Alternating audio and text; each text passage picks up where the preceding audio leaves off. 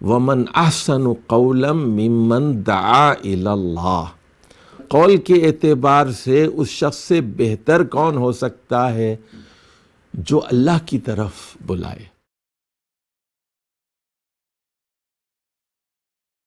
الحمد للہ رب العالمین والصلاة والسلام علی سید المرسلین وعلی آلہ وصحبہ اجمعین۔ آج کی ہماری گفتگو کا عنوان ہے جرح و تعدیل اور راویوں کے مراتب۔ ہماری کتاب حدیث کی اہمیت اور ضرورت کا یہ 14واں باب ہے۔ تو اب دیکھیے ذرا، یہ ایک مشکل لفظ ہے، اصطلاح ہے جرح و تعدیل اور راویوں کے مراتب، راویوں کے درجات۔ تو تعدیل سے مراد ہے حدیث کے راویوں کی عدالت کی توثیق، اپروول۔ ایک محدث اپروو کر دیتا ہے، اسٹیمپ لگا دیتا ہے کہ یہ راوی ٹھیک ہے، ثقہ ہے، معتبر ہے، اس کی حدیث لی جاتی ہے، لی جا سکتی ہے۔ اس کو کہتے ہیں تعدیل، اپروول کہتے ہیں۔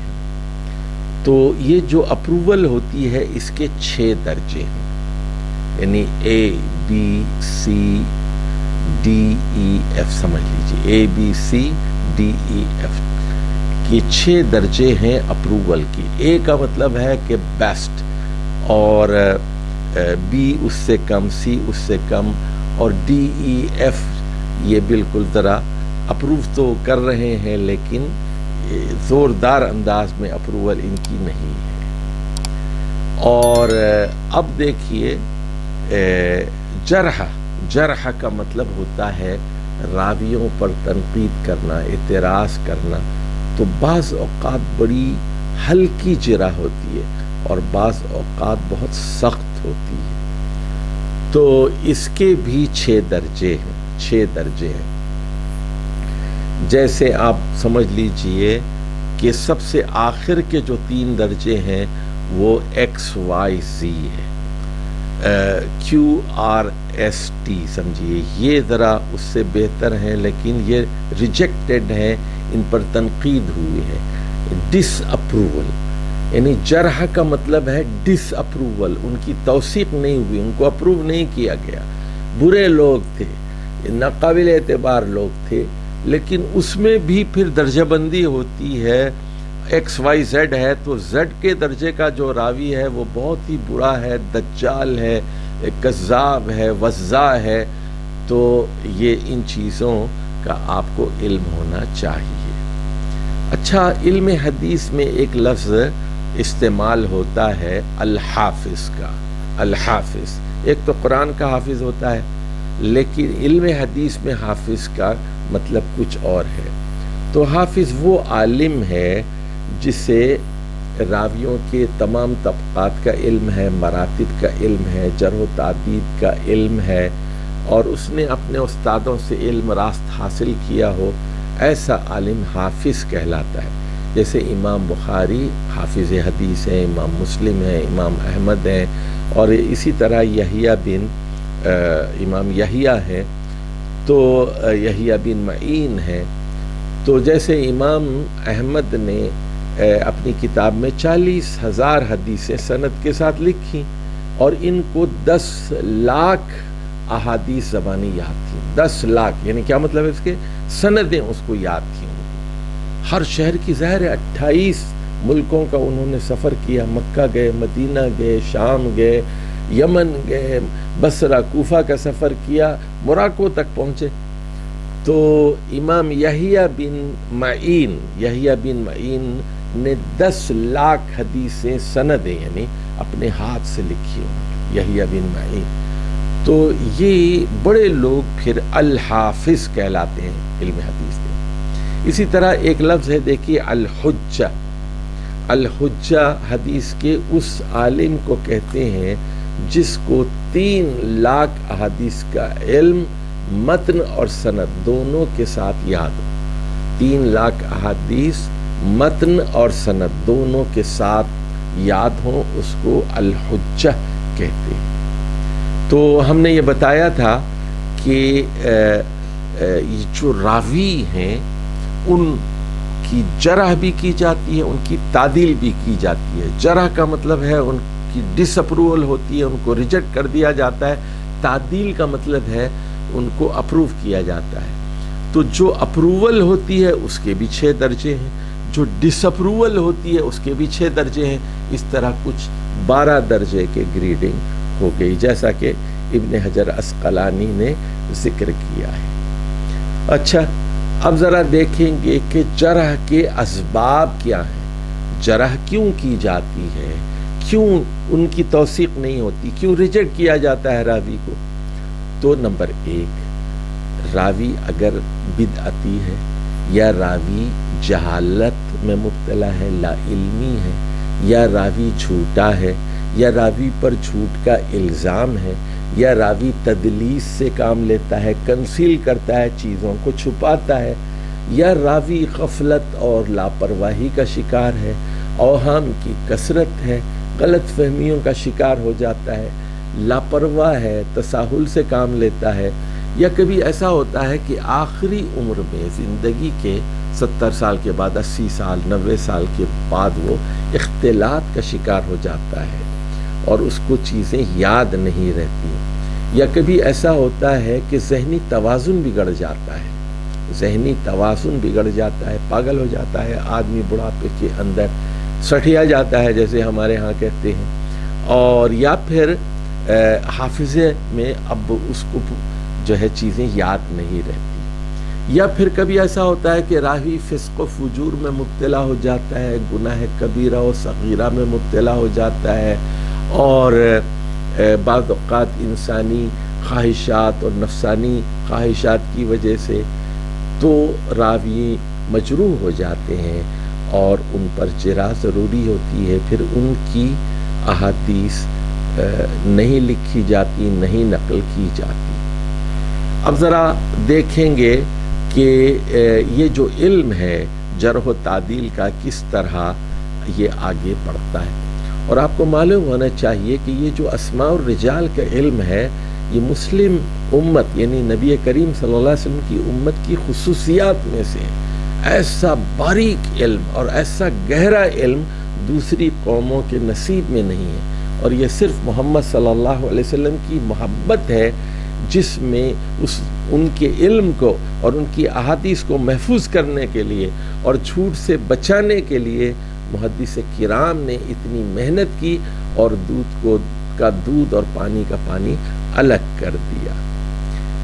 دیکھیے، تابعین ہی کے دور سے حدیث روایت کرنے والے لوگوں کے حالات لکھے جانے لگے، تو آپ دیکھیں گے اس میں جو کتابیں لکھی گئی ہیں تو پہلے نمبر پہ دیکھیے یحییٰ بن معین جرح و تعدیل کے امام ہیں، تاریخ ابن معین بہت مشہور ہے، 233 ہجری میں انتقال کیا ہے حضرت یحییٰ بن معین۔ دوسری بڑی کتاب جو ہمیں راویوں کے حالات پر ملتی ہے وہ خلیفہ بن خیاط کی ہے، طبقات، ان کا انتقال 240 ہجری میں ہوا ہے۔ پھر آپ کو امام بخاری کی تاریخ ملتی ہے، 256 ہجری میں ان کا انتقال ہوا ہے۔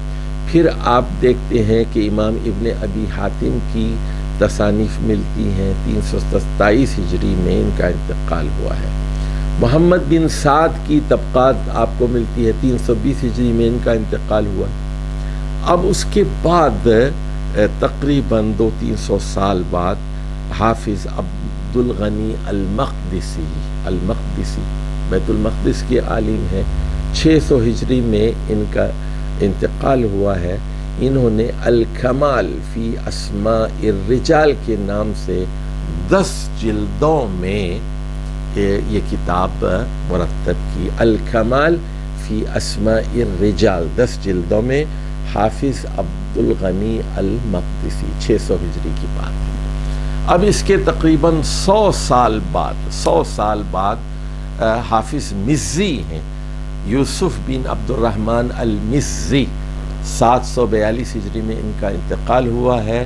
انہوں نے اسی کتاب کو مزید بہتر کیا اور الکمال کی تہذیب کی، اور تہذیب الکمال فی اسماء الرجال کے نام سے 12 جلدوں میں اس کام کو مرتب کیا اور اس میں راویوں کے اماکن کا اضافہ کیا، راویوں کے شہروں کا اور ان کے مقامات کا اضافہ کیا۔ اور امام مصری کے نامور شاگرد ہیں امام حافظ شمس الدین ذہبی، 748 ہجری میں ان کا انتقال ہوا ہے، اور انہوں نے اپنے استاد کے کام کو مزید مرتب کیا، اور اس میں میزان الاعتدال میں ان کی جو کتاب ہے حافظ شمس الدین ذہبی کی، اس میں ضعیف راویوں کے حالات بھی ملتے ہیں۔ اچھا، اب اس کے بعد دیکھیے بہت بڑا نام ہے حافظ ابن حجر عسقلانی کا۔ حافظ ابن حجر عسقلانی کا تہذیب التہذیب اور تقریب التہذیب کے نام سے انہوں نے حالات جمع کیے، اور ان کی کتاب ہے لسان المیزان، جس میں ضعیف راویوں کے حالات درج ہیں۔ بہت بڑا کام ہے امام ابن حجر عسقلانی رحمہ اللہ کا۔ اب آ جائیے، کچھ ہم بات کرتے ہیں راویوں پر جرح کی، کرٹیسزم کی۔ تو جو جرح کرنے والے ہیں ان کو ناقد کہتے ہیں، کرٹکس ناقد کہتے ہیں۔ تو یہ جو نقد کرنے والے لوگ ہیں، ان میں بعض معتدل ہیں اور بعض سخت ہیں اور متشدد ہیں۔ تو جیسے حضرت امام شعبہ بن حجاج ہیں، 160 ہجری میں انتقال ہوا ہے امام شعبہ کا، تو ان کو بہت سخت سمجھا جاتا ہے۔ ان کو حیۃ الوادی کہتے ہیں، وہ اس وادی کے سانپ ہیں، تو وہ پکڑ لیتے ہیں کوئی بھی غلطی کرتا ہے۔ اسی طرح امام سفیان ثوری ہیں، ان کے ہم اثر ہیں، 161 ہجری میں انتقال کیا ہے۔ اسی طرح امام یحییٰ بن سعید القطان ہے، 198 ہجری میں ان کا انتقال ہوا ہے۔ امام یحییٰ بن معین ہے، 233 ہجری میں ان کا انتقال ہوا ہے، جرح و تعدیل کے امام ہیں۔ اور امام ابو حاتم رازی ہیں، 277 میں ان کا انتقال ہوا ہے۔ تو یہ ہارڈ کرٹک سمجھے جاتے ہیں، یعنی سخت قسم کے نقاد ہیں، سختی برتتے ہیں۔ اچھا، اس کے برخلاف حضرت عبد الرحمن بن مہدی، امام احمد بن حنبل اور امام بخاری یہ معتدل نقاد سمجھے جاتے ہیں، یعنی یہ ماڈریٹ کرٹکس ہیں۔ اچھا، اب ذرا غور فرمائیے کہ کن راویوں کی احادیث قبول نہیں کی جاتی۔ اگر کوئی راوی کافر ہو یا نابالغ ہو یا پاگل ہو یا فاسق اور فاجر ہو یا جھوٹا ہو یا بدعت کی طرف دعوت دینے والا ہو یا حدیث سنانے کے لیے اجرت وصول کرتا ہو، تو ایسی راوی کی روایت ہرگز قبول نہیں کی جاتی۔ تو یہ ظاہر ہے کہ دیکھیے کتنی احتیاط ہے علم حدیث کے اندر۔ اب علم حدیث میں جرح کے دوران غیبت کی اجازت دی گئی ہے۔ دیکھیے قرآن مجید میں وہاں سورۃ الحجرات کے اندر ہمیں آیت ملتی ہے، یا ایھا الذین آمنوا ان جاءکم فاسق بنبأ فتبینوا ان تصیب قوما بجہالۃ فتصبحوا علی ما فعلتم نادمین۔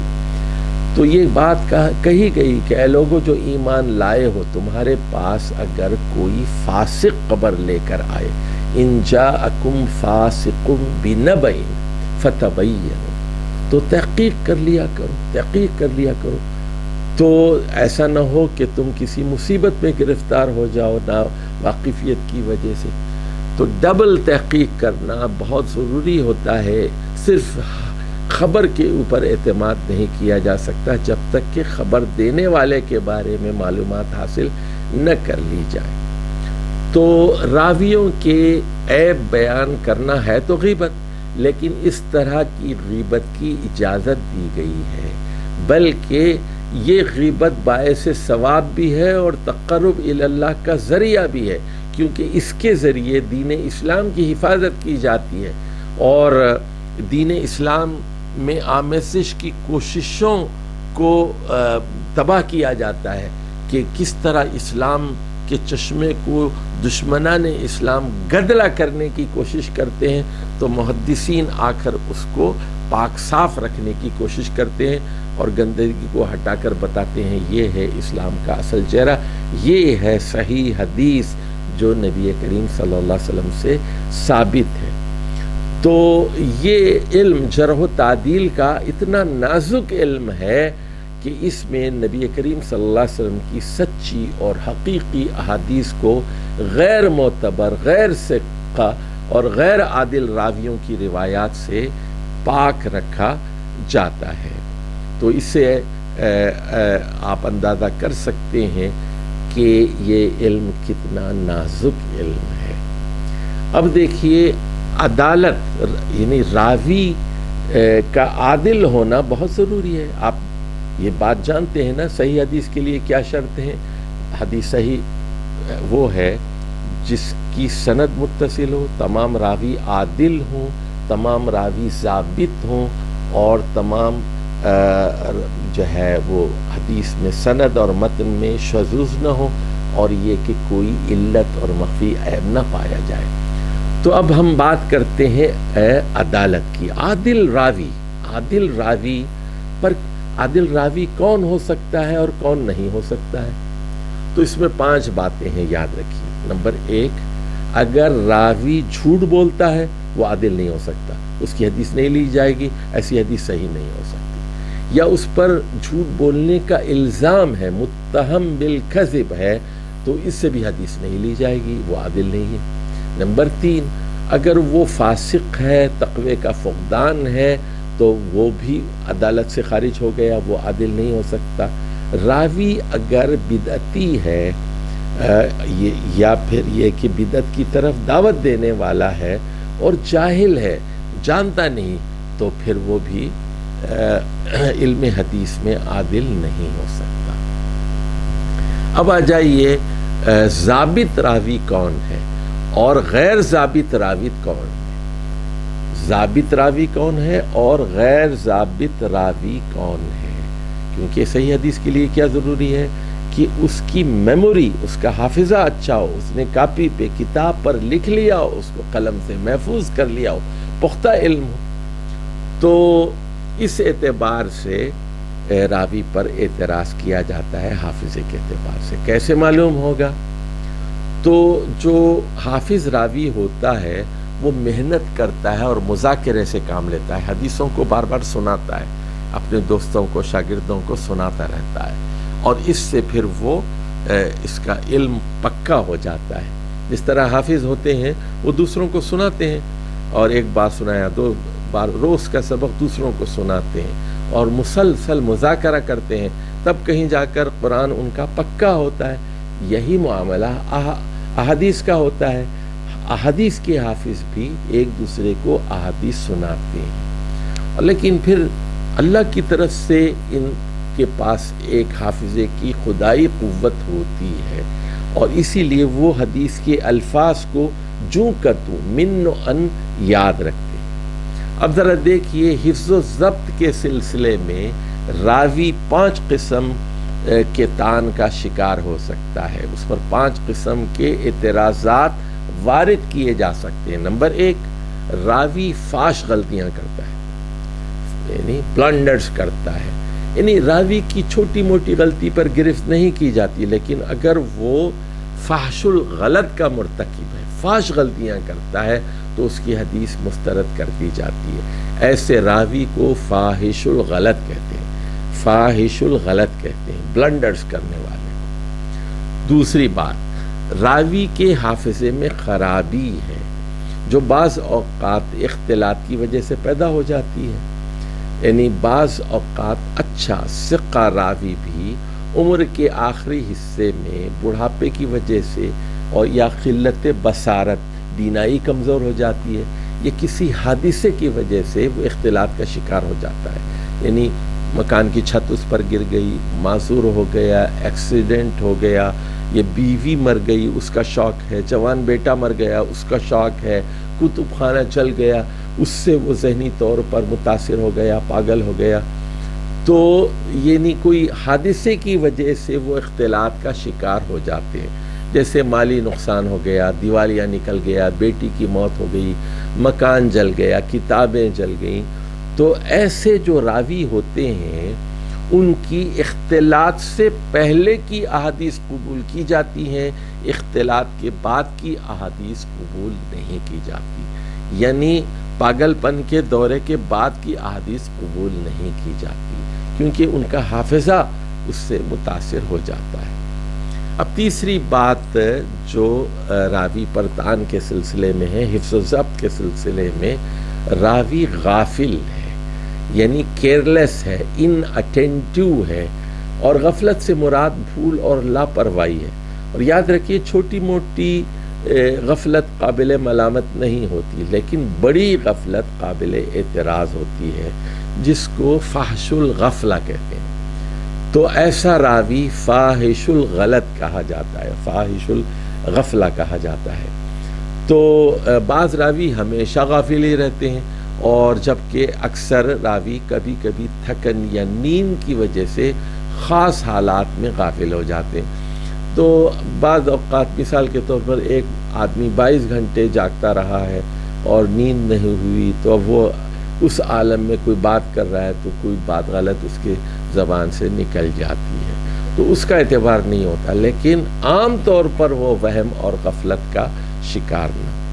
چوتھی بات حافظے کے سلسلے میں یہ ہے کہ وہ کثیر الوہم نہ ہو۔ کثیر الوہم اگر ہو تو اس کی روایت قبول نہیں کی جاتی۔ کثیر الوہم کا مطلب یہ کہ ہر مرتبہ یہی کہتا شاید اس طرح کا تھا، مجھے یقین نہیں، شاید، او کما قال، یہ وہم کا شکار ہوتا ہے، ایلیوژن کا شکار ہو جاتا ہے، اوہام کا شکار ہو جاتا ہے، تو یہ بری بات ہے۔ اور پھر اگر راوی اپنے سے زیادہ قابل اعتماد راوی کی مخالفت کرتا ہے تو پھر یہ بھی ایک جرح کی صورت بن جاتی ہے۔ چلیے اب ہم ذکر کرتے ہیں راویوں کے مراتب کے سلسلے میں۔ امام ابن حجر عسقلانی رحمہ اللہ نے اپنی کتاب میں 12 درجات کا تعین کیا ہے، 12 درجات کا تعین کیا ہے۔ تو ذرا دیکھیے، اب یہاں ٹیکنیکل اور کچھ فنی الفاظ اور فنی اصطلاحات آ رہی ہیں، اور راویوں کی توثیق کے لیے، تعدیل کے لیے اور جرح کے لیے یہ خاص اصطلاحات ہوتی ہیں، ان کا سمجھنا ضروری ہوتا ہے۔ تو تعدیل میں، اپروول میں سب سے اونچا درجہ صحابی کا ہوتا ہے، سب سے اونچا، اور یعنی محدثین کے درمیان یہ بات معروف ہے کہ الصحابۃ رضی اللہ عنہم کلہم عدول، کلہم عدول، یعنی صحابہ تمام کے تمام عادل ہیں۔ یعنی ذرا غور فرمائیے، عادل کا مطلب معصوم نہیں ہے، عادل کا یہ مطلب نہیں ہے کہ وہ انبیاء کی طرح معصوم ہے، نہیں۔ تو کوئی صحابی معصوم، کوئی صحابی معصوم نہیں ہے، لیکن عادل ہے، اور اس کا مطلب یہ ہے کہ کوئی صحابی دانستہ، جان بوجھ کر نبی کریم صلی اللہ علیہ وسلم سے جھوٹ منسوب نہیں کر سکتا۔ دیکھیے صحابہ میں جنگیں بھی ہوئی ہیں، تو بہت سارے صحابہ فتنوں کے زمانے میں جنگ چمل میں انہوں نے شرکت کی اور جنگ صفین میں شرکت کی، صحابہ ایک دوسرے کے مقابل ہو گئے، لیکن ان تمام اختلافات کے باوجود کسی نے نبی کریم صلی اللہ علیہ وسلم سے جھوٹ منسوب نہیں کیا۔ اسی لیے علم حدیث میں یہ بات طے شدہ ہے الصحابۃ کلہم عدول۔ اور اب فتنوں کے دور میں اگر ان سے کچھ غلطیاں ہوئی ہیں تو وہ بشری غلطیاں ہیں یا اجتہادی غلطیاں ہیں، تو وہ معصوم تو نہیں ہیں، لیکن علم حدیث میں یقینی طور پر وہ عادل ہیں۔ یاد رکھیے کہ صحابہ حاملین شریعت ہیں، اللہ تعالیٰ نے اپنے آخری رسول صلی اللہ علیہ وسلم کی صحبت کے لیے ان کا انتخاب فرمایا. انہوں نے رسول اللہ صلی اللہ علیہ وسلم کو دیکھا، ان کے اعمال کو دیکھا، ان کی سنتوں کو دیکھا، اس کو محفوظ کیا اور پھر اگلی نسلوں تک اس کو منتقل فرمایا. اور صحابہ کرام کے زمانے کو نبی کریم صلی اللہ علیہ وسلم نے کہا خیر القرون، بہترین زمانہ ہے. لہٰذا تمام صحابہ کو علم حدیث میں عادل تصور کیا جاتا ہے. تو یہ ایک پہلا درجہ ہو گیا، اے پلس درجے کا راوی ہو گیا. اب اس کے بعد ہم نے کہا تھا 6 درجے اپروول کے ہیں اور 6 درجے ڈس اپروول کے ہیں، 6 تعدیل کے درجے ہیں اور 6 جرح کے درجے ہیں. تو سب سے جو اونچا راوی ہوتا ہے، اعلیٰ درجے کا راوی ہوتا ہے، اس کی توثیق کے لیے، اس کی اپروول کے لیے افعلو کا صیغہ استعمال کیا جاتا ہے. افعلو پتہ ہی ہے، اس میں تفضیل ہے. جیسے آپ کہتے ہیں اکبرو، افضلو، انورو، احمد، یعنی اس طرح اس میں تفضیل کے جو صیغے ہیں آپ جانتے ہیں ان کو. تو اب دیکھیے اس کے لیے خاص اصطلاحات ہیں محدث کی. مثال کے طور پر فلان اثبت الناس، فلاں شخص بہت زیادہ پختہ ہے، ثقافت کا حامل ہے. اثبت الناس، دیکھیے افعل کا صیغہ استعمال ہوا. یا یہ کہتے ہیں فلان اوثق الناس، اوثق ہے یعنی ثقہ نہیں، سب لوگوں میں، یعنی یہاں دیکھیے تفضیل کل ہے. اثبت الناس یعنی اس شہر کے اندر سب سے پکا اثبت آدمی ہے، اوثق آدمی ہے، سب سے زیادہ ثقہ ہے، اوثق الناس ہے. یا فلان الیہ المنتہی فی التثبت، اس شخص کی پختگی اپنی انتہا پر ہے. تو یہ وہ اصطلاحات ہیں جن کا جاننا، جن کا سمجھنا آپ کے لیے ضروری ہے. اب آ جائیے، یہ افعل کا صیغہ استعمال ہوا. اب دوسرے درجے کا راوی ہے، اس کی بھی توثیق کر دی، اس کو بھی اپروو کر دیا. تو یہ قابل حجت ہوتا ہے، ایسا راوی قابل استدلال ہوتی ہے اس کی روایت، اور اس کے لیے 2 ڈبل صفات استعمال ہوتی ہیں. دیکھیے بعض لوگوں کے آگے حدیث کی کتابوں میں اور اسماء الرجال کی کتابوں میں 2 صفتیں لکھی جاتی ہیں. ذرا اس کو سمجھنا ضروری ہے. یہ خاص فن ہے محدثین کا. فرض کیجئے کسی کے نام کے آگے لکھا ہوا ہے ثقۃ، تو آپ بڑے حیران اور پریشان ہو جائیں گے. ثقۃ کافی تھا، ثقہ آدمی ہے، 2 مرتبہ ثقۃ 2 مرتبہ کیوں لکھا گیا ہے؟ اس کا مطلب یہ ہے کہ یہ دوسرے درجے کا راوی ہے. پہلے درجے کے لیے تو افعل کا صیغہ ہے، اوثق، اثبت اور الیہ المنتہی فی التثبت. یہاں پر 2 مرتبہ ثقۃ یا ثقۃ ثبت یا متقن، ثقۃ حافظ، تو 2 لفظ استعمال کیے جاتے ہیں. یعنی قابل اعتماد ہے، ذہین ہے، ماہر ہے، مضبوط ہے، پختہ ہے، قابل اعتماد ہے.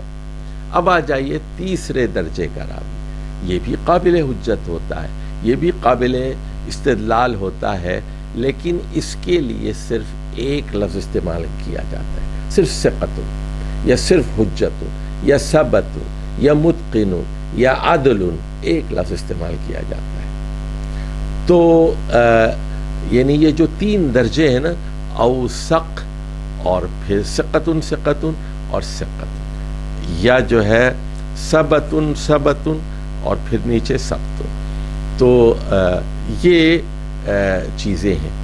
تو یہ جو 3 درجوں کا ذکر کیا گیا اپروول کے، تعدیل کے، تو یہ زیادہ تر احادیث، صحیح احادیث کے راوی ہیں یہ. اور صحیح بخاری اور صحیح مسلم کے جو راوی ہیں یہ پہلے 3 کیٹیگریز کے راوی ہیں یہ، یعنی ABC قسم کے راوی ہیں یہ. اب آ جائیے چوتھے درجے کا راوی. چوتھے اور پانچویں درجے کے راویوں کی احادیث قابل حجت نہیں ہوتی. اپروول تو ہو جاتی ہے ان کی، اور ان کی حدیثوں کو لکھا بھی جاتا ہے، لیکن ان کی جانچ پڑتال کی جاتی ہے. راوی نیک ہوتے ہیں، عادل ہوتے ہیں، ان کی عدالت کی توثیق ہو جاتی ہے، لیکن ان کا ایک مسئلہ ہوتا ہے، ان کا حافظہ اتنا اچھا نہیں ہوتا. تو ایسے راویوں کی حدیثیں پھر حسن ہوتی ہیں. یہ چوتھے درجے کا راوی ہے. اس کے لیے کیا لفظ استعمال کرتے ہیں؟ دیکھیے، صدوق اور محلہ الصدق، یعنی سچا ہے، صدوق ہے، بہت سچا ہے. لیکن یہ نہیں کہا متقن ہے اور ثقۃ متقن ثبت عدل، یہ الفاظ استعمال نہیں کیے. اب یہ بھی ٹرمینالوجی ہے، ایک اصطلاح ہے. صدوق کا مطلب ہے کردار کا بہت اچھا ہے، ہم حافظے کی گارنٹی نہیں دے رہے. یا پھر یہ لفظ ہوتا ہے صدوق سیء الحفظ، ہے تو سچا لیکن حافظے میں کمزور ہے. اور یا پھر اس کے ساتھ یہ لفظ ہوتا ہے صدوق یہیم یا لہو اوہام. وہم یہیم، یہیم کا مطلب ہے وہم کا شکار ہو جاتا ہے. نیک تو ہے، سچا تو ہے، صدوق یہیم، لیکن وہم کا شکار ہو جاتا ہے. لہو اوہام، اور اوہام کا شکار ہو جاتا ہے. یا پھر ایک لفظ استعمال کرتے ہیں صدوق یخطئ، غلطیاں کرتا ہے. یا پھر کہتے ہیں لا باس بہ، کوئی خرابی نہیں ہے، لیس بہ باس. لیکن یاد رکھیے کہ یہ وہ ثقۃ یا ثقۃ ثبت ان کا مقابلہ نہیں کر سکتے. ان راویوں کی احادیث حسن کے درجے تک پہنچ جاتی ہے. اب دیکھیے تعدیل کے جو نیچے کے دو درجے ہیں، یعنی اے بی سی ڈی ہو گئے، اب ای اور ایف کی بات کر رہے ہیں، ای اور ایف کی. تو یہ پانچویں درجے کا جو راوی ہے ای کا، یہ ناقابل حجت ہوتا ہے، ناقابل استدلال ہوتا ہے. اس کی روایتیں لکھی تو جاتی ہیں لیکن تفتیش کی جاتی ہے، اور اس میں توثیق کی کوئی علامت نہیں ہوتی، اپروول کی کوئی علامت نہیں ہوتی. جیسے مثال کے طور پہ فلان شیخ، کہ فلاں آدمی شیخ ہے، لیکن یہ نہیں بتایا اس کے بارے میں کہ وہ متقن ہے، ثبت ہے اور عدل ہے. یہ الفاظ نہیں. یا کہہ دیا کہ روا عنہ الناس، لوگوں نے ان سے روایت کی ہے، تو لیکن اپروول نہیں ہوتی. اچھا، اب چھٹے درجے کا راوی جو ہے تو یہ بھی اس راوی کی احادیث بھی قابل حجت نہیں ہوتی. انہیں لکھا تو جاتا ہے لیکن تفتیش کے لیے بھی ان کا جائزہ نہیں لیا جاتا، کیونکہ اس درجے میں راوی کے حافظے کی خرابی کا معاملہ پوری طرح واضح ہوتا ہے. اور یہ تعدیل کا آخری درجہ ہے، یہ یعنی اپروول کی لاسٹ کیٹیگری ہے. یعنی A B C D E F میں یہ ایف کیٹیگری کے لوگ ہیں.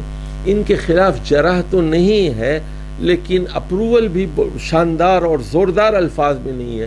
کہتے ہیں فلان صالح الحدیث، فلاں آدمی حدیث کے سلسلے میں مناسب طرز عمل رکھتا ہے. فلان یکتب حدیثہ، فلاں کی حدیثیں لکھی جاتی ہیں. بس. تو یہ 6 مراتب ہو گئے تعدیل کے. اب ہم جرح کی باتیں کرتے ہیں، نقد کی، کہ راویوں پر اعتراضات. تو دیکھیے، ہم نے کہا تھا کہ بعض اوقات مائلڈ کرٹیسزم ہوتا ہے، یعنی ہلکا اعتراض ہوتا ہے، اور اس کے بعد تھوڑا اور زیادہ ہوتا ہے، پھر اور زیادہ اور زیادہ.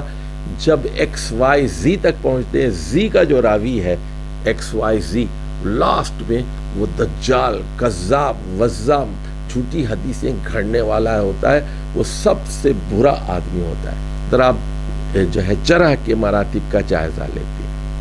تو 7ویں درجے کی ہم بات کریں، 7ویں درجے کا راوی، تو اس کے لیے ایسے محدثین استعمال کرتے ہیں جس میں نرم لہجے میں اس پر اعتراض ہوتا ہے. جیسے کہتے ہیں فلان لین الحدیث، فلاں شخص حدیث میں بڑا نرم ہے. فیہ مقال، اس کے بارے میں گفتگو کی گئی ہے، اس کے بارے میں اعتراض کیا گیا ہے۔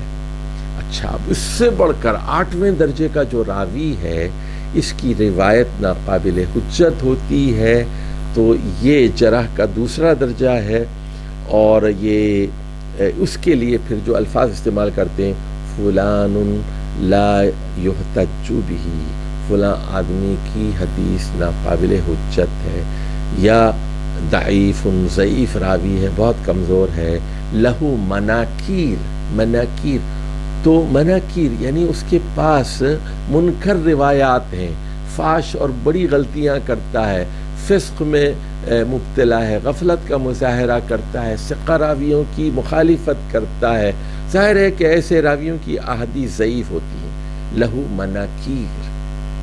اب آ جائیے ذرا اور اس پر 9ویں اور 10ویں درجے کے جو راوی ہیں ان پر زیادہ اور جو ہے جرح ہوتی ہے، تو اب اس میں الفاظ استعمال ہوتے ہیں، فلان لا یکتب حدیثہ، فلاں شخص کی حدیثیں لکھی ہی نہیں جاتی، لکھی ہی نہیں جاتی، لا تحل الروایت عنہ، اس سے روایت حاصل کرنا ہی جائز نہیں ہے، نقل کرنا ہی جائز نہیں ہے، ضعیف جدا، بہت زیادہ کمزور آدمی ہے۔ اب دیکھیے جرح اور کرٹیسزم وہ سخت ہوتی جا رہی ہے، اور واہم بمرہ، واہم بمرہ، بالکل ہی واہی تباہی راوی ہے، ناقابل استدلال ہے، تو یعنی منفی الفاظ استعمال ہے۔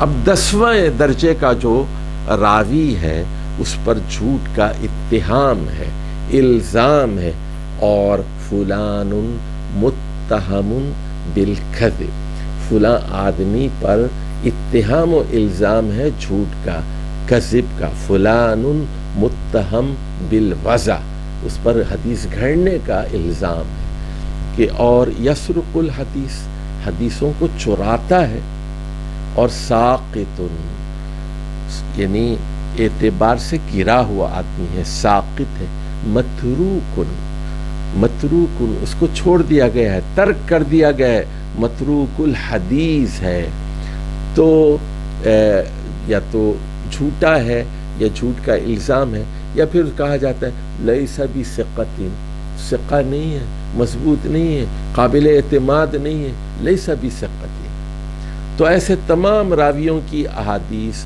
مسترد کر دی جاتی ہے۔ اب آ جائیے آخری 2 درجے، 11ویں نمبر کا راوی اور 12 نمبر کا راوی، یعنی وائی زیڈ کی ہم بات کر رہے ہیں یہاں پر، تو یہ شدید تر درجہ ہے، جرح کا 5واں 11ویں درجے کا راوی ناقابل حجت ہوتا ہے، اور اس کی روایت کی کتابت نہیں کی جاتی، یہ قابل اعتبار نہیں ہوتا، اس کے لیے جو الفاظ استعمال کیے جاتے ہیں اس میں کذاب، کذاب یعنی بہت بڑا جھوٹا ہے، کذاب فعال کے وزن پر اس میں مبالغہ ہے، دجال یعنی دجل و فریب کرتا ہے، دھوکہ دیتا ہے، بہت بڑا فریبی ہے، دجال ہے، وضاع یعنی حدیث وضع کرنے والا ہے، موضوع حدیثوں کا بنانے والا ہے، فیکٹری ہے، جعلساز ہے، حدیثیں گھڑتا ہے، یکذب جھوٹ بولتا ہے، بکتا ہے، یدعو جعلسازی کرتا ہے، جھوٹی حدیثیں،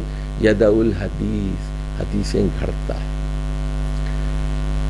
جی اب آ جائیے 12ویں درجے کا آدمی، فلان اکذب الناس، اکذب الناس یعنی فلاں شخص اس شہر کا، اس قبیلے کا سب سے بڑا جھوٹا ہے، اس گاؤں کا، اس ملک کا، اس شہر کا، اکذب الناس، اور الیہ المنتہی فی الکذب، تو جھوٹ اس پر ختم ہے، جھوٹ کی انتہا پر ہے، تو اس کے جھوٹ اور جعل سازی کی صراحت بالکل شدید الفاظ میں کی جاتی ہے، یا پھر ایسے الفاظ ہوتے ہیں ہوا رکن الکذب کہ وہ جھوٹ کا رکن رکین ہے، ہوا منبع الکذب، کذب وہ جھوٹ کا منبع ہے، جھوٹ کا ماخذ ہے، جھوٹ کا سرچشمہ ہے، منبع الکذب۔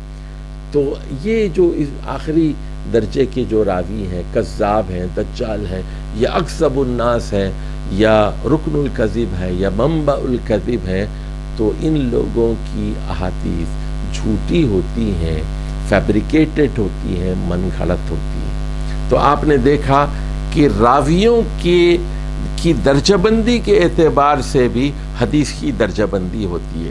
تو راویوں کے 12 درجے ہیں، 6 تعدیل کے درجے ہیں، 6 جرح کے درجے ہیں، اور جہاں تعدیل اچھی ہو گئی وہ حدیث صحیح ہوگی، جہاں تعدیل اپروول ذرا ہلکے درجے کی ہے وہاں حدیث حسن ہو گئی، اور جہاں پر جرح کی گئی ہے، ہلکی جرح ہے تو حدیث ضعیف ہو گئی، اور جرح اگر سخت ہے، شدید ہے، تو پھر وہ حدیث موضوع اور جھوٹی ہو جائے گی۔ چلیے اب اس پورے باب کا خلاصہ کیا ہے وہ آپ کی خدمت میں رکھا جاتا ہے۔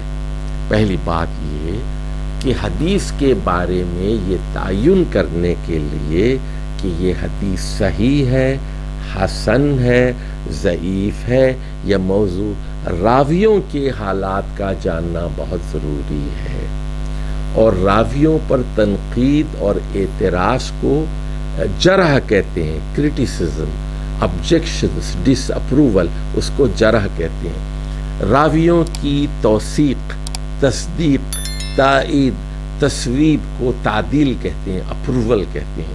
تعدیل کے بھی 6 درجے ہیں اور جرح کے بھی 6 درجے ہیں۔ تو یہ ہے علم اسماء الرجال، اسماء الرجال کا یہ علم ہے۔ تو کئی لاکھ لوگوں کے حالات زندگی لکھ دیے گئے، یعنی 2 صدی، 3 صدی، 4 صدی اور 5 صدی اور 6 صدی محدثین نے یہ کام کیا کہ جو احادیث بیان کر رہا ہے تو اس کی سند لکھی جاتی ہے اور پھر اس کے کردار کو دیکھا جاتا ہے۔ اس طرح نسل در نسل آخری نبی محمد صلی اللہ علیہ وسلم کی احادیث کو محفوظ کیا گیا اور ہر قسم کے جھوٹ سے پاک کر کے صحیح دین لوگوں کے سامنے رکھا گیا۔ تو میرے بھائیوں اور میری بہنوں، یہ ایک بہت ہی مشکل ترین علم ہے اور یہ محنت طلب علم ہے۔ اس میں نوجوان لڑکے اور لڑکیاں ابتدائی میں مہارت حاصل کر لیں اور سندوں کی اور اشخاص کی اور راویوں کی معرفت حاصل کر لیں تو ان کو پھر حدیث کو پرکھنے کا ہنر آ جائے گا۔ السلام علیکم ورحمۃ اللہ وبرکاتہ۔